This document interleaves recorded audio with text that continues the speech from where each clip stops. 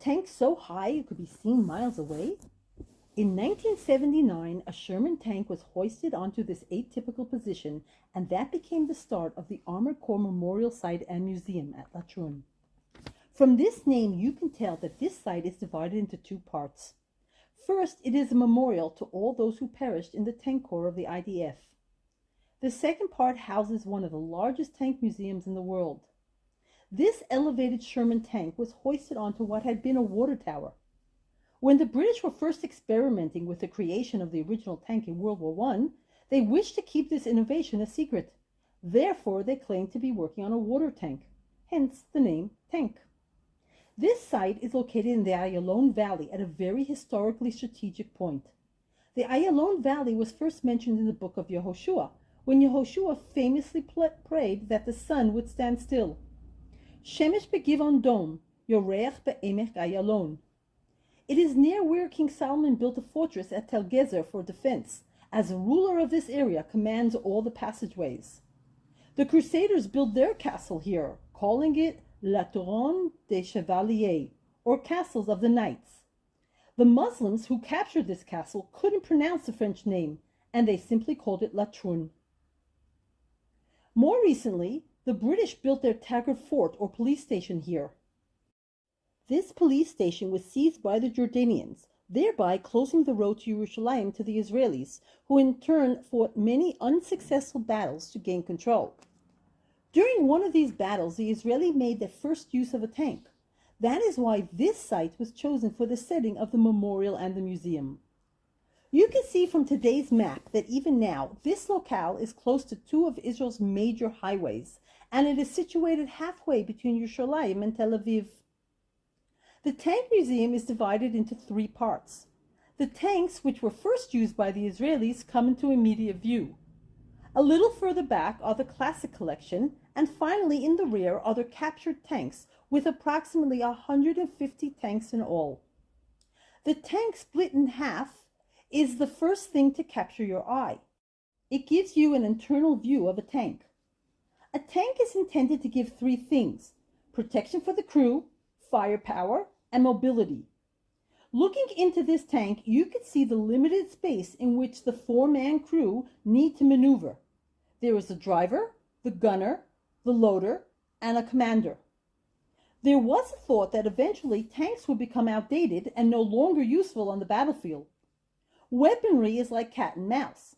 Something offensive is improved upon, and then a counter-defensive anti-tank device is invented. However, today, Israel has the latest and most sophisticated tank, known as the Merkava 4, which is a complicated machine with numerous offensive and defensive apparatus. This tank is Israeli designed, with only the engine imported from abroad. The Merkava derives its name from the biblical word meaning chariot. It is the only tank with the engine up front, designed this way to keep the soldiers further away and safer. It has an additional exit from the rear to allow additional access, especially when under fire. The Merkava 4 can detect an anti-tank missile from a kilometer away, allowing it to neutralize the incoming threat. This has a 95% success rate. The iron balls around the tank are meant to detonate projectiles before they could hit the tank. Another advancement is its modular design, so that if one part of the tank is damaged, it is easily replaceable. Offensively, the shell can shoot with reliable accuracy at a target 4 to 5 kilometers away. The goal of this accuracy is to not hit civilians. The tank can move at a speed of 60 kilometers per hour. The next three tanks, the British Cromwell, the French Hotchkiss, and the U.S. Shermans, were the sum total of the tanks obtained by the Israelis in 1948. Under the British mandate, it was forbidden for the Israelis to have an army, and most certainly not heavy weaponry such as tanks. And there was an international weapons embargo. Of course, all the Arab countries had tanks, so it was imperative for the Israelis by hook or by crook to get their hands on tanks, and that is exactly what and how they did. The two British Cromwell tanks seen here were obtained by convincing two British sympathizers to come over to the Israeli side. And by the way, bring your tanks with you. The only ones willing to breach the embargo were the French. They sold the Israelis 10 surplus tanks at only 10 times the price. The tanks were packed with onions to beat the embargo. Out of the 10, only 5 actually worked.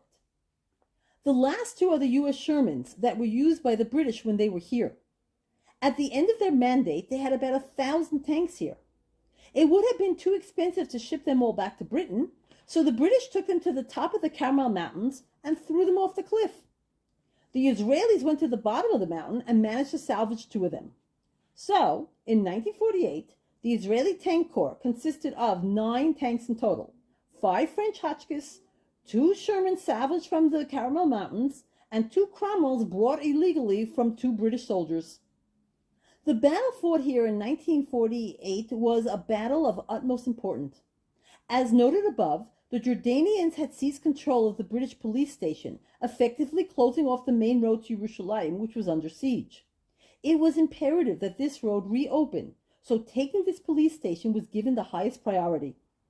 The battle was known as Operation Bin Nun, and it was fought between May 25th to 26th.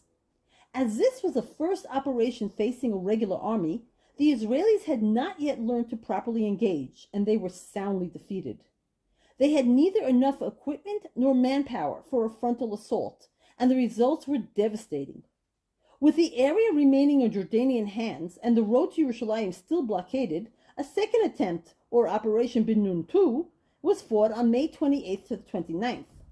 The Israelis had reorganized and reinforced, but the army used the same tactics, resulting in the same disastrous outcome. Finally, a third attempt was tried, this time with the tanks getting a taste of the action, but this too was unsuccessful. You can see here the bullet holes from the intense fighting. In the meantime, the Israelis had managed to open up a new road called the Burma Road, and this evaded the Jordanian artillery, thereby negating the urgency of the fort's capture. By the end of the war, when the Israelis were stronger and better equipped, General Yigal Allon urged Ben Gurion to once again try to take the fort. But Ben Gurion refused the request. He said the time for fighting must end, as it was time to build the state. This area effectively remained in Jordanian hands from 1948 to 1967. In 1967, the Jordanian and the Israeli armies were not what they had been in 1948. It took the Israelis 5 minutes to conquer here. On the far back of this museum is a wall of names. These are the names listed in chronological order of all the fallen of the Tank Corps. It is known that without the sacrifice the soldiers are prepared to take, this country could not have survived. That is why Yom HaZikaron, or Memorial Day, is held the day before Yom HaAtzmaut, or Independence Day, and why Israel places such importance on the memorial for their fallen. On the wall it is inscribed, Givuratchem lanu shirion, your heroism is our armor. Ruatenu lachem netzach, our friendship is yours forever. There are 5,017 names of the fallen heroes inscribed here. This wall gives tribute to the sacrifice of each of these heroes.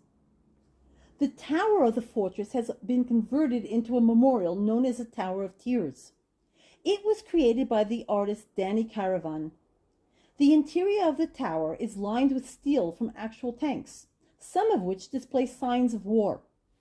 Water circulates from the pool beneath the installation and trickles down the wall as if it is crying for its lost ones.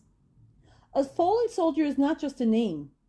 Inside the police station is a digital library accessible to the public to locate the names of individual soldiers and read his or her biography. Each year, a memorial service is held here in commemoration. The seemingly never-ending list of names touches a sore spot for all who witness it. This is testimony to the price that has been paid for Israel's independence and the right to exist.